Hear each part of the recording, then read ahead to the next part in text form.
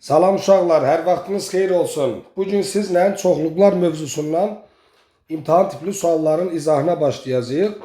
Başlayıram elə birinci sualdan. Birinci sualda deyir ki, B çoxluğuna daxil olan neçə element 8-ə qalıqsız bölünür. Əgər 8-ə qalıqsız bölünür deyirsə, onda 16-nı götürək. 16 8-ə qalıqsız bölünür. 24 8-ə qalıqsız bölünür. Bir də 32 8-ə qalıqsız bölünür. Sualda deyir ki, neçə element 8-ə qalıqsız bölünür. O da cavab olur 3. Yəni 3 element 8-ə qalıqsız bölünür. Ondan sonra keçirik deməli ikinci suala. İkinci sualda deyir ki, M çoxluğu ilə N çoxluğunun kəsişməsini tapın deyir.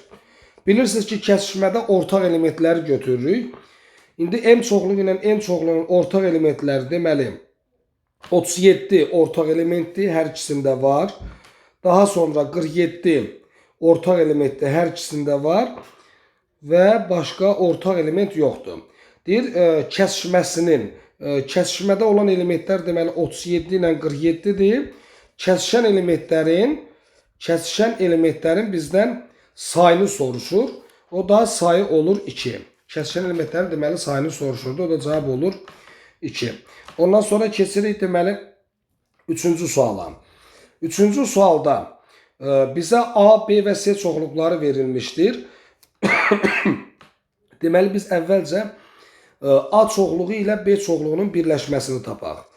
Bilirsiniz ki, birləşmədə A və B çoxluqlarının bütün elementləri iştirak eləyir və ortaq elementlər hansı ki 5 ilə 6-dır, ortaq elementləri bir dəfə yazırıq. Onda A çoxluğunun elementlərini yazaq 0, 1, 3, daha sonra deməli 5, 6, 5, 6-nı yazdıq deyə daha yazmırıq. Sonra 7, bir də 9. İndi biz A çoxluğu ilə B çoxluğunun birləşməsini tapdıq. Və C çoxluğunda yazıram. Deməli elementləri 1-dir, 3-dür, 4-dür, 7-dir, 10-dur. Şərtdə də deyir ki, A çoxluğu ilə B çoxluğunun birləşməsinin C çoxluğu ilə kəsişməsini tapın. C çoxluğu ilə kəsişməsini tapın deyir. İndi baxaq görə birləşmədə olan elementlərdən hansılar C çoxluğu ilə kəsişir. Deməli birləşmədə olan elementlərdən 1 C çoxluğu ilə kəsişir, ortaqdır. 3 C çoxluğu ilə kəsişir, ortaqdır. Bir də 7 C çoxluğu ilə kəsişir, ortaqdır. Deməli A ilə B-nin birləşməsinin C çoxluğu ilə kəsişən elementləri 1, 3, bir də 7 olar. 1, 3, 7 olar. Bax bu şəkildə. Ondan sonra deməli bir dəqiqə 4-cü sual. 4-cü sualda deyir ki, A və B çoxluqları üçün N, B-nin A'dan fərqli elementlərinin sayını tapın. Biz baxaq görək B-nin A ilə ortaq elementlər hansılardır? Ortaq elementlər A-dır, bir də B-dir. A və B elə A və B çoxluqlarının ortaq elementləridir. İndi B-nin A'dan fərqli, yəni ortaq olmayan fərqli elementlər. Fərqli elementlər C elementidir, D elementidir, bir də Y elementidir. Bax, mənim yazdığım bu 3 element B çoxluğunun A çoxluğundan fərqli elementlərdir. A ilə B isə ortaq elementlərdir. Onda B çoxluğunun A çoxluğundan fərqli elementlərinin sayını soruşur. Sayı olar 3. Bax, bu şəkildə. Daha sonra deməli 5-ci suala baxsaq, deməli birinci biz bunu soruşur bizdən. Birinci biz A və B çoxluqlarının kəsişməsini tapaq. A və B çoxluqlarının kəsişən elementləri deməli 4-dür. Görürsünüz, hər ikisində var. C-dir, hansı ki hər ikisində var və başqa ortaq element yoxdur. Onda A və B çoxluqlarının kəsişməsinə 4 və C-ni yazdıram. 4 və C-ni yazdım. İndi bircə dəqiqə C çoxluğunu da yazdım. C çoxluğunun elementləri 2-dir, 3-dür, 5-dir, Y-dir, F-dir, bir də H-dır. Aha, bir dəqiqə. C çoxluğu bərabər. İndi A və B çoxluqlarının kəsişməsinin, hansı ki budur, kəsişməsinin C ilə birləşməsini tapaq. C çoxluğu ilə birləşməsini tapaq. Və birləşmədə bütün elementləri yazmalıyıq. Deməli 2-dir, 3-dür. Deməli 2, 3, 4-ü yazaq. Daha sonra deməli 5-dir. Sonra C-ni də yazaq. Deməli C-dir, Y-dir, F-dir, H-dır. Aha, hamısını yazdıq. Hansı ki A və B çoxluqlarının kəsişməsinin C ilə birləşməsini yazdıq.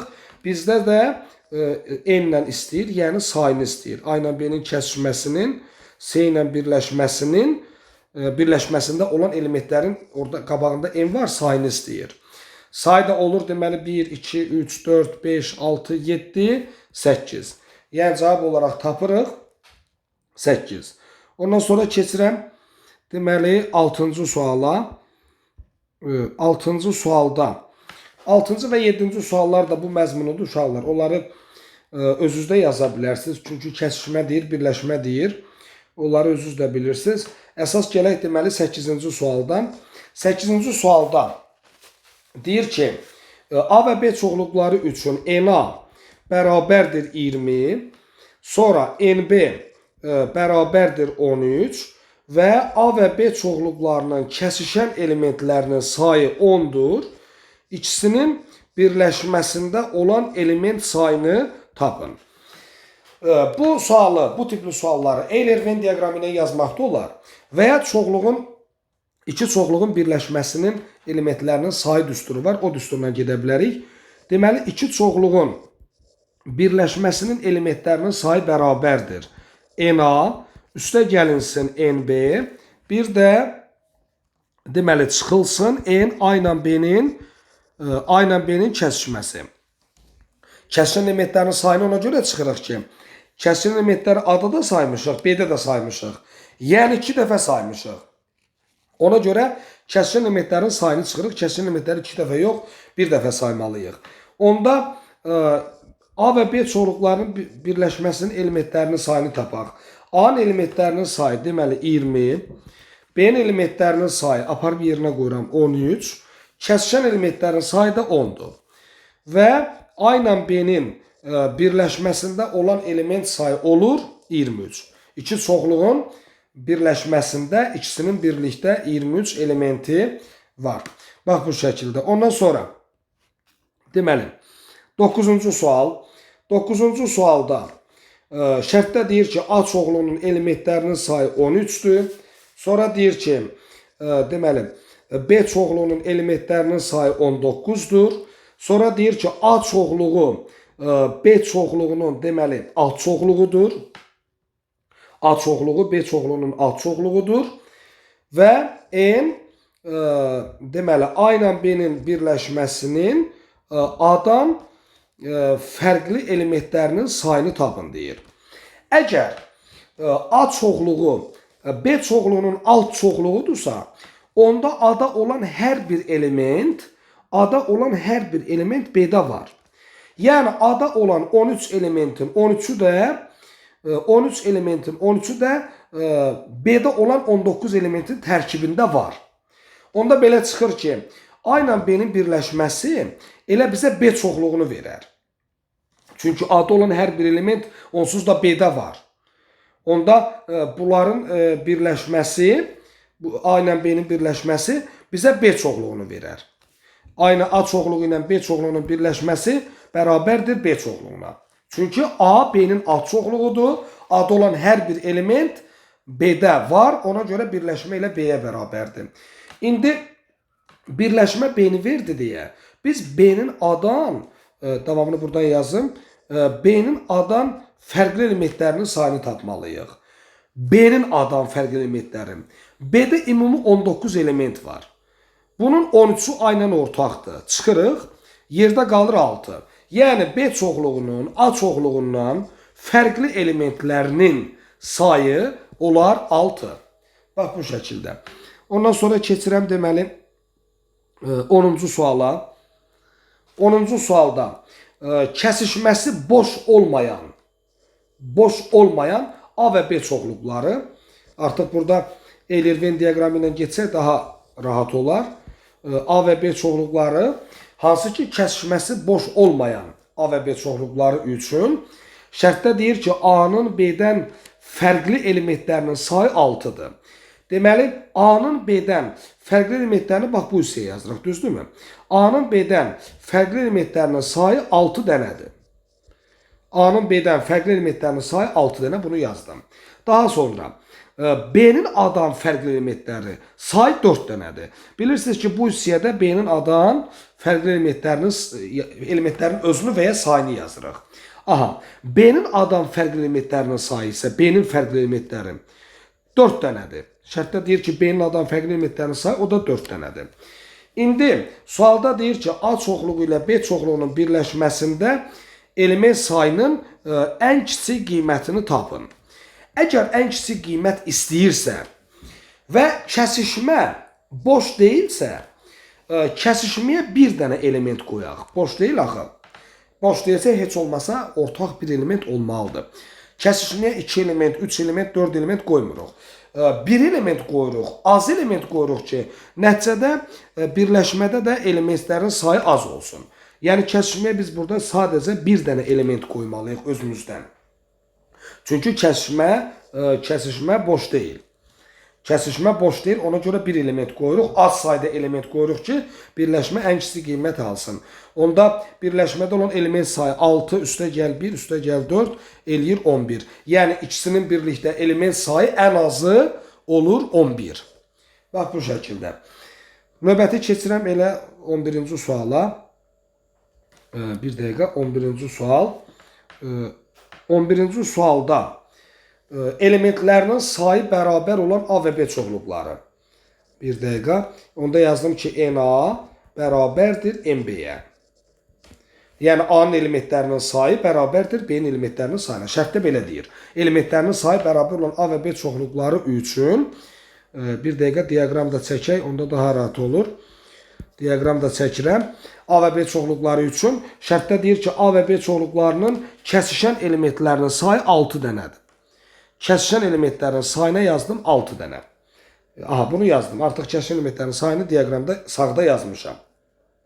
Sonra şərtdə deyir ki, 5 vurulsun N, B-nin A-dan fərqi bərabərdir 2 vurulsun N, A ilə B-nin birləşməsinə olarsa və N, B-ni tapın deyir. N, B-ni tapın deyir. Biz burada nə eləyək?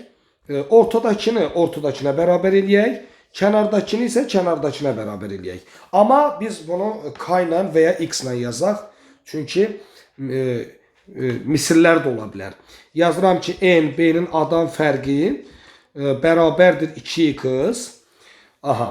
Sonra yazıram ki, bir dəqiqə, N, A ilə B-nin birləşməsi o da bərabərdir. Deməli, kənardakını da kənardakına bərabər eləyəm. O da olur 5x. Aha. İndi, deməli, B-nin, bir dəqiqə üzrə, B-nin A-dan fərqli elementlərinin sayı 2x-dir. B-nin A-dan fərqli elementlərinin sayı 2x. Apardım, yazdım 2x. B-nin A-dan fərqli elementlərinin sayı 2x-dir. A-nın fərqli elementlərinin sayını bilmirəm. Bilmiriksə, gəlin y götürək. Olsun y. Daha sonra, birləşmədə 5x qədər element var. 5x qədər. Yazıram ki, y üstə gəl 2x, üstə gəl 6, bərabər 5x. Yəni, hamısını topladım, 5x-ə bərabər elədim. Aha.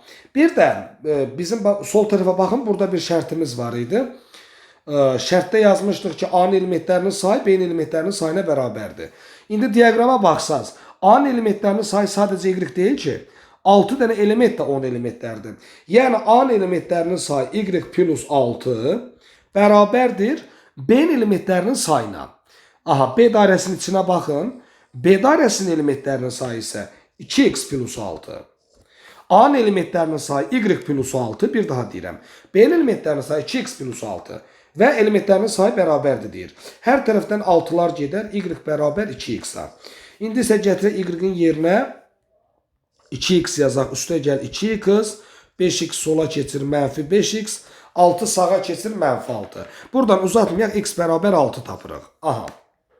İndi bizdən soruşur ki, B çoxluğunda neçə element var? B çoxluğunda 2x plus 6 qədər element var. X da 6'dır. X'in yerinə 6 qoyun. 6'nı 2'ye vur 12. 12'ni də üstə 6 gəl 18. Deməli B çoxluğunda olan element sayı 18'e bərabər olar. Bax belə. Ondan sonra keçirik deməli 12-ci suala. 12-ci sualda deyir ki 3, 4, 5 və bu çoxluğun elementlərindən rəqəmləri təkrarlanmayan neçə müxtəlif iki rəqəmli ədəd düzəltmək olar? Neçə müxtəlif iki rəqəmli ədəd düzəltmək olar? Müxtəlif iki rəqəmli ədədlər deyir. Yazıram 34, 35.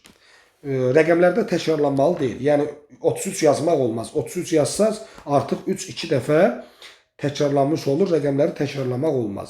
Özdə iki rəqəmlə də düzəltməliyik. 34, 35. Ondan sonra deməli 43, 45. Bir də 53 və 54. Şərtdə deyir neçə müxtəlif iki rəqəmli ədəd düzəltmək olar. O da olur 6 dənə. Yəni 6 dənə biz müxtəlif iş rəqəmlə də düzəldə bilərik. Bax belə. Ondan sonra bir dəqiqə 13-cü sual. Aha, 13-cü sualda deyir ki, ifadələrdən hansı iştiqlənmiş hissəni ifadə edir? Bir dəqiqə biz ona daha da yaxınlaşdırım. Deməli, bax, sol tərəfə baxsaz, sol tərəfdə A-nın deməli, bu hissələri iştiqləyiblər, düzdürmü uşaqlar? A-nın B-yə daxil olmayan, B-ni çıxıblar. A-nın B-dən fərqli hissələrini iştiqləyiblər. Sol tərəfdən, hələ ki sol tərəfdən danışıram. A-nın B-dən fərqli hissələrini iştiqləyiblər. Bax, burada görürsünüz B kvadratdır, B kvadratına heç bir aidiyyəti yoxdur. Deməli, sol tərəfdə A-nın B-dən fərqli hissələrini iştiqləyiblər. Sağ tərəfə baxsaz, sağ tərəfdə isə B ilə C-nin ortaq, B düzbucaqlısı ilə C dairəsinin ortaq hissəsini, yəni B ilə C-nin kəsişməsini iştiqləyiblər. İndi, sual versəm əgər sizə ki, yalnız A-nın B-dən fərqli hissələrini mi iştiqləyiblər? Yəni, yalnız buranı mı iştiqləyiblər? Yox. Yalnız B ilə C-nin kəsişməsini mi iştiqləyiblər? Yox. Haran iştiqləyiblər? Həm A-nın B-dən fərqli hissələrini, həm də B ilə C-nin kəsişməsini. Yəni, ikisini eyni anda, ikisini eyni zamanda, ikisini bir şəkil üzərində, ikisini birlikdə iştiqləyiblər. Bax, cavab olaraq siz bunu götürməlisiniz. Yəqin ki, elə bir cavab orada var. A-nın B-dən fərqli hissəsini və B ilə C-nin kəsişməsini iştiqləyiblər. Cavab olur C variantı. Daha sonra 14-cü tapşırıqda. Bu da buraxılış imtahanına düşüb, 3 ballıq sualdır və qapalı sual kimi düşüb. Təkliflərdən hansı doğru deyil? Hansı doğru deyil? Biz A variantına baxsaq, A variantında sol tərəfdə ancaq, bir dəqiqə, sol tərəfdə ancaq birləşmə görürük, sağ tərəfdə də ancaq birləşmə görürük. Və birləşməni birinci A ilə B-yə tətbiq eləsək və ya A gözdəsin B ilə C-yə tətbiq eləsək fərqi yoxdur. Nəticə etibarən üçünü də birləşdiririk. Üçünü də solda da sağda da üçünü də birləşdiririksə onda bir-birinə bərabər olur. Yəni bu doğrudur. Sonra baxaq B variantına. Deyir, istənilən B çoxluğu üçün B ilə B-nin kəsişməsi B çoxluğunu verir. Təbii ki, istənilən B çoxluğu yazsam 1, 2, 3. İndi B çoxluğunu özü ilə kəsişdirsəm, deyək ki, özünü də bir dəfə yazıram. 1, 2, 3. Kəsişdirsəm, özü ilə kəsişdirsəm, yenə 1, 2, 3. Yəni, kəsişməsi ilə özünü verəcək təbii ki. Kəsişmə özünü verir. Onda B variantı da doğrudur. Daha sonra, bir dəqiqə, yeni səhifə açılsın, C variantı. İstənilən A və B çoxluqları üçün A-nın A ilə B-nin kəsişməsi ilə birləşməsi A-nın alt çoxluğudur. Bu da doğrudur. Çünki kəsişmədə deməli kəsişmədə ortaqlar gələcək, düzdürmü? Ortaqlar da elə A-nın özündə var idi də. Ortaqlar da A-nın özündə var idi deyə Deməli, A-nın ad çoxluğu olar. Kəsişmədə olan elementlər onsuz da A-da var idi. Yəni B-dən təzə element gəlmədi ki, onsuz da A-da var idi. Birləşsə elə ad çoxluğunu verəcək. Çoxluq özü də özünün ad çoxluğu olar. Yəni bunu da biz düzgün götürürük. Cavab təbii ki, burada D variantıdır. D variantı doğru deyil. Niyə? A ilə B-nin birləşməsinə artıq B-dən də yeni elementlər gəlir. B-dən də yeni elementlər gəldiyinə görə bu çoxluq A-nın ad çoxluğu ola bilməz. Məsəl üçün, nümunə üzərində göstərim. Deyək ki, ad çoxluğu olsun 1, 2, 4, 5. Tutaq ki, B çoxluğu da olsun 2, 3, olsun 4, 6. Məsəl üçün, A çoxluğu ilə B çoxluğunun birləşməsini tapıram. Birləşmədə ortaqları bir dəfə yazdırıq. Düzdürmü? 1 yazdım, 2-ni yazdım. Daha sonra 3, 4-ü bir dəfə yazdırıq, ortaqdır deyə. 5, bir də 6. Aha. İndi birləşmə necə A-nın ad çoxluğu olsun? Axı birləşmədə yeni elementlər var. Məsəl üçün 3, məsəl üçün 6. Birləşmə A-nın necə ad çoxluğu ola bilər? Birləşməyə axı B-dən də yeni elementlər gəldi. B-dən də yeni elementlər gəldi axı. 3 gəldi, 6 gəldi. Yəni birləşmə A-nın ad çoxluğu olmağı mümkün deyil. Ona görə D variantı doğru deyil. Daha sonra başlayıram elə kompleks ədədlər mövzusundakı sualların izahına. Yəni biz də dəqiqə gözləyin. Aha. Deməli, birinci sualdan başlayıram. 2 üstə gəlinsin 3i, üstə gəlinsin. Bax, bu hissədən 2-ni ortaq çıxardıram. 2 vurulsun 2 çıx i, o da vurulsun 2 plus i. Bərabərdir. Davam edirəm. 2 üstə gəlinsin 3i, üstə gəlinsin 2 vurulsun. Bunlar qoşmadır deyə birincini sadəcə birinciyə vururam. İkincini sadəcə ikinciyə vururam. 2-ni vururam 2-yə 4. Mənfi ini i-yə vururam. Mənfi inin kvadratı. Davam edirəm. 2 üstə gəlinsin 3i. Aha. Bilirsiniz ki, sağ tərəfdə yazıram. I kvadratı mənfi 1-dir. I kvadratı mənfi 1-dir. Mənfi 1 mənfiyə dəyir. Mənfi 1 qarşıdakı mənfiyə vurulur. Olur müsbət 1. 4 üstə gəl 1. 5 eləyir. 5-i 2-yə vururam. 10 eləyir. Onun da üstünə qabaqdakı 2-ni gəlirəm. 12 plus 3i alınar. Daha sonra ikinci sual.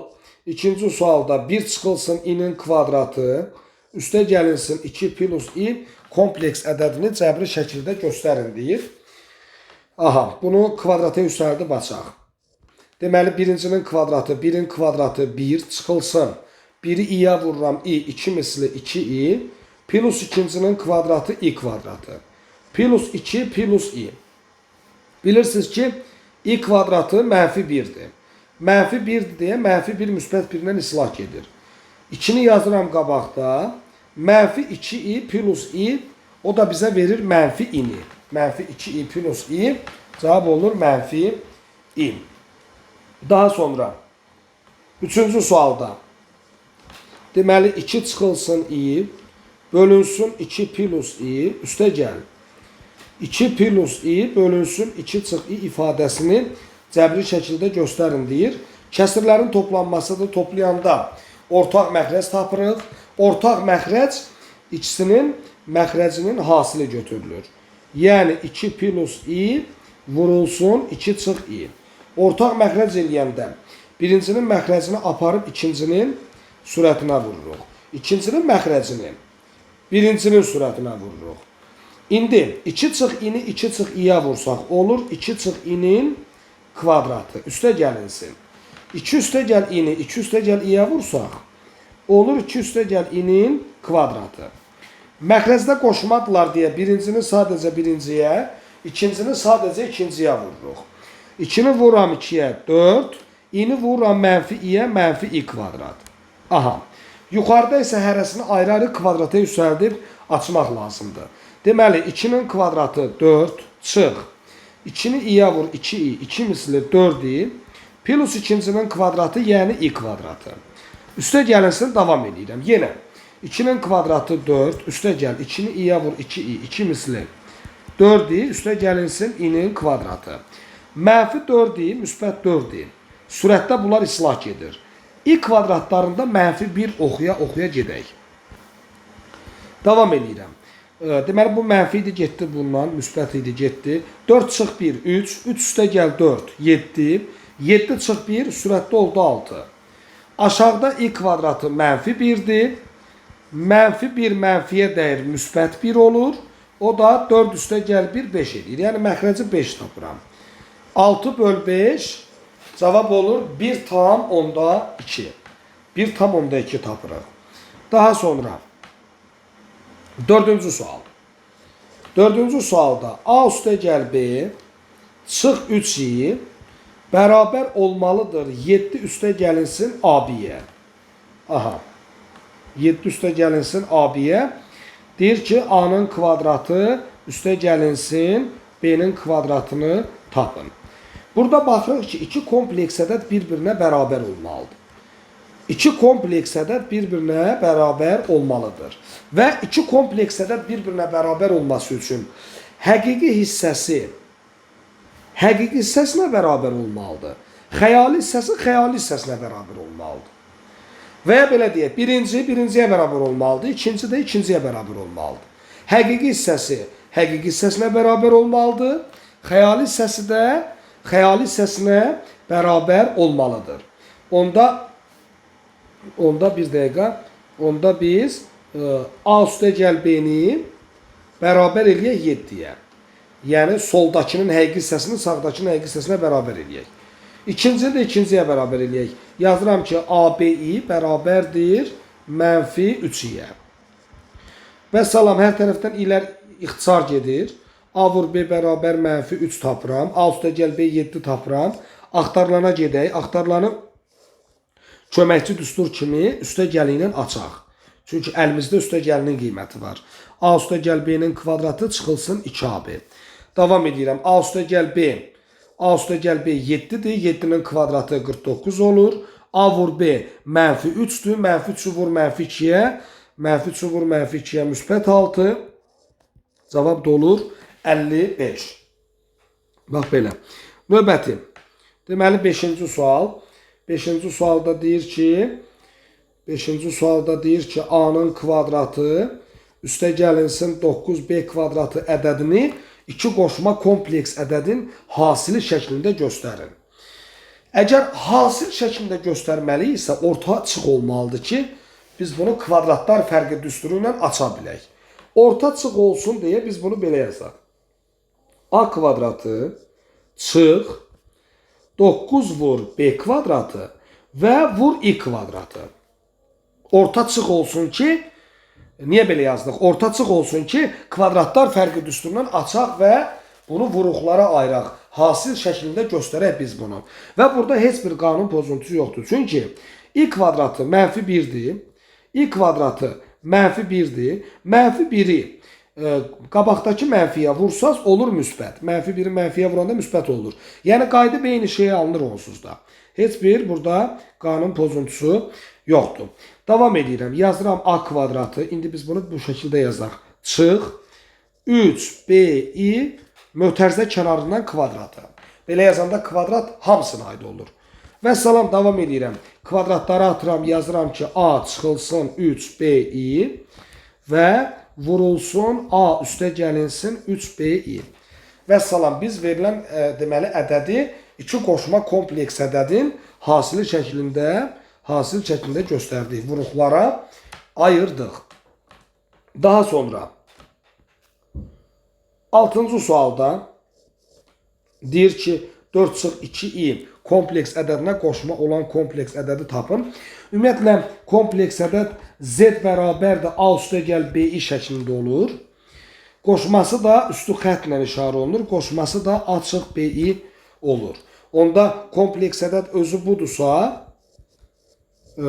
budursa, qoşması Z üstü xət və qoşması 4 üstə gəl 2i olar. Özü 4 çıx 2 idisə, qoşması 4 üstə gəl 2 olar. Ümumiyyətlə, iki kompleks ədəd qoşmadırsa, həqiqi hissələri eyni olur, həqiqi hissələri bərabər olur, amma xəyali hissələri əks olur. Daha sonra baxaq 7-ci suala. 7-ci sualda bir dəqiqə.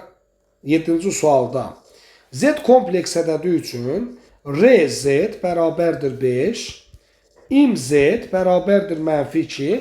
Bu kompleks ədədin qoşmasını tapın deyir. Bilirsiniz ki, Z bərabərdir A üstə gəl B idə.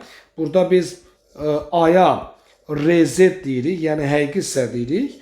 B'yə də IMZ deyirik, xəyali hissənin əmsalı deyirik. İndi bu kompleks ədəddə RZ 5'dir. Yəni həqiqi hissə 5'dir. Gətirib A'ya 5 yazaq. IMZ xəyali hissənin əmsalı da B.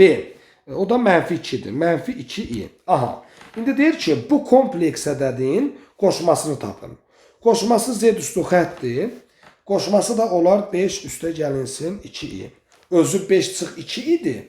Qoşması olur 5 üstə gəl 2i. Aha. Ondan sonra baxaq 8-ci suala.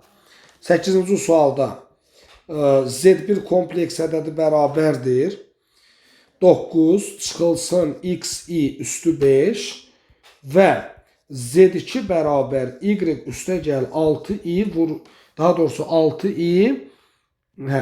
6i üstü 35. Deyir, qoşma kompleks ədədlərdir. Qoşma kompleks ədədlərdir. Bir dəqiqə. Qoşma kompleks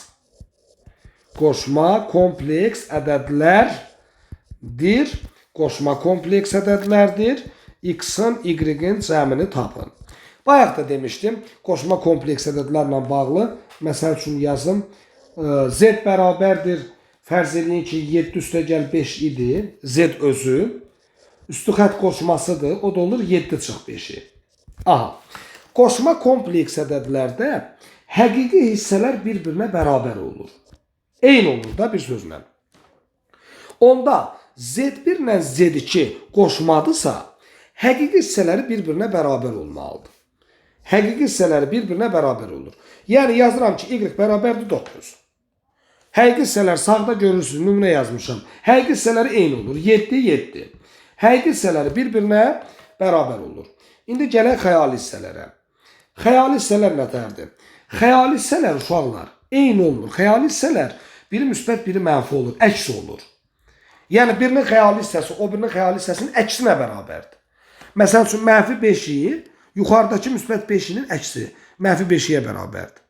Yenə deyirəm, xəyali hissələr əks olur. Onda nə edək? Birinin xəyali hissəsini olduğu kimi götürək. Fərqi yoxdur. Mən soldakını götürürəm. Birinin xəyali hissəsini olduğu kimi götürək. Görürsünüz, mənfi ilə bir yerdə olduğu kimi, işarə ilə bir yerdə olduğu kimi götürdüm. Birinin xəyali hissəsini olduğu kimi götürüb, o birinin xəyali hissəsinin əksinə, müsbətdir, əksi, mənfisinə. O birinin xəyali hissəsinin əksinə bərabər eləyək. Birinin xəyali hissəsini olduğu kimi götürüb, işarə ilə bir yerdə olduğu kimi götürüb, o birinin xəyali hissəsinin əksinə bərabər eləyirsiniz. Buradan nə baş verir? Hər tərəfdən mənfilər gedir. Hər tərəfdən i-dən 5 dənəsi ixtisar gedir. 5 dənəsi getsə qaldı 30 dənəsi. Yazıram x bərabərdir 6 vurulsun i üstü 30. 6 vurulsun i üstü 30'u da belə yazaq. I kvadratı üstü 15. 15'i 2'ye vuran dost 30 eləyir. 6 vurulsun i kvadratı -1'dir. -1'in üstü təkdir. Olur -1. -1'i də 6'ya vururam -6 və nəhayət ki biz x-i -6 tapdıq. X-in y-in cəmini istəyirdi şərtdə. X -6'dır, y 9'dur. Cəmini istəyir. O da cəm olur 3. Bax bu şəkildə növbəti. Deməli 9-cu sual. 9-cu sualda deyir ki, z kvadratı üstə gəl 9 bölünsün z çıx 3i bərabərdir 3 üstə gəl 5i bərabərliyini ödəyən z kompleks ədədinin imz'inin qiymətini tapın. İmz'ni tapın deyir. Yazıram z çıx 3i. Sürətdə yazıram z kvadratı. Çıx 9 vur i kvadratı. Heç bir qanun pozuntusu yoxdur. Onsuz da eyni məna daşıyır. Çünki i kvadratı -1'dir.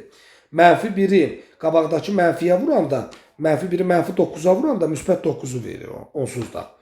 O da bərabərdir 3 üstə gəlinsin 5i'yə. Davam edirəm. Z çıxılsın 3i. Sürətdə yazıram z kvadratı çıx. 9i kvadratını 3i'nin kvadratı şəklində yazıram. Bərabərdir 3 üstəgəl 5i'yə. Davam edirəm. Məxrəc olduğu kimi qalır. Sürəti kvadratlar fərqi düsturundan açıram. Kvadratları atıram bir dəfə. Bir dəfə çıxını yazıram. Bir dəfə də toplanmasını yazıram. O da bərabərdir 3 üstə gəlinsin 5i'yə. Vurma var deyə z çıx 3 ilə ixtisar gedir. Qalır z üstə gəl 3i bərabərdir 3 üstə gəl 5i'yə və kompleks ədədlərlə bağlı tapşırıqlarda biz z-ə x gözü ilə, z-ə məhsul gözü ilə baxırıq. Yəni kompleks ədədlə bağlı tapşırıqda z varsa, sən oradan z-i tapmalısan. Z-i tapmaq üçün z-ləri bir tərəfə yığırıq. Əgər z təkdirsə, z-i solda tək saxlayırıq. Z qalır, 3 üstə gəl 5i qalır, müsbət 3i sola keçir, olur mənfi 3i. Buradan z bərabər 3 üstə gəl 5i çıx 3i, o da bizə 2i verir. Və salam, biz z kompleks ədədini tapdıq. Bunun a-sı 3'dür, həqiqi hissəsi 3'dür, yəni rz 3'dür və b-si 2'dir, xəyali hissəsinin əmsalı 2'dir, imz-i də 2'dir. Rz nə deməkdir? Həqiqi hissə. Rz həqiqi hissə deməkdir, rz aya deyirik. İmz nə deməkdir? Xəyali hissənin əmsalı. İmz deyəndə isə b-yə deyirik. Onda imz-i soruşurdu, cavab burada olur 2. Növbəti. Elə deyəsən sonuncu sualdır. Aha. Deyir x kvadratı çıx 6x üstə gəl m bərabərdir 0 tənliyinin köklərindən biri x1, köklərindən biri 3 çıx 2i olarsa m parametrinin qiymətini tapın. Bilirsiniz ki, kvadrat tənliyin kökləri həqiqi ədəd yox, kompleks ədəddirsə, bir kökün nə veribsə, o biri onun qoşması olur. Deməli, kvadrat tənliyin kökləri kompleks ədəd olarsa, bir kökün nə versə, o biri kökün onun qoşmasıdır. Yəni x1 3 çıx 2 idisə, x2 3 plus 2 idi. x2 x1'in qoşmasıdır. Bizdən m-i soruşur. Kvadrat tənliyə görə də m, yəni sərbəst hədd, m nə deməkdir? Köklərinin hasili. Onda köklərini gətirək bir-birinə vuraq. Köklərinin hasilini tapaq.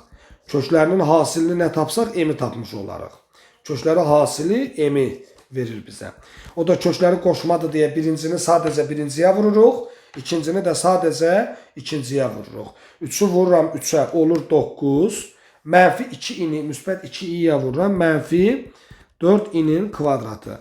Davam edirəm. 9 çıxılsın 4 vurulsun. i kvadratı mənfi 1'dir. Mənfi 1'i vururam mənfi 4'ə müsbət 4. O da cavab olur 13. Yəni kökləri hasili 13'dür. Elə m də 13'dür. Bax belə. Bu qədər uşaqlar.